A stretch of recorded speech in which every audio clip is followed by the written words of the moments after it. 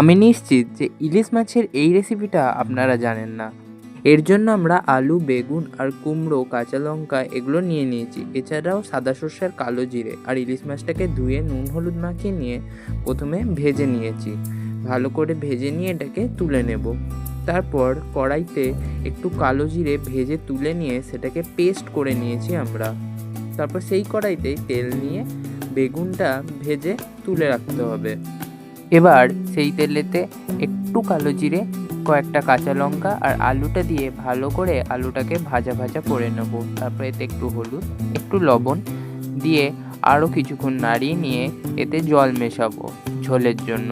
এবার ভালোভাবে জল দিয়ে এটাকে ফুটতে দিতে হবে ভালো করে। যখন এটা ফুটতে শুরু হয়ে যাবে তখন এতে সে বেগুনটা আর কুমড়োগুলো দিয়ে দেব।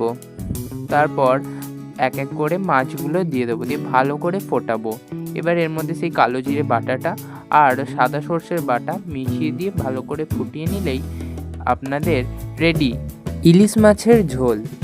এরকমই আরও রান্নার জন্য সাবস্ক্রাইব করুন ইচ্ছে মতো রান্নাকে।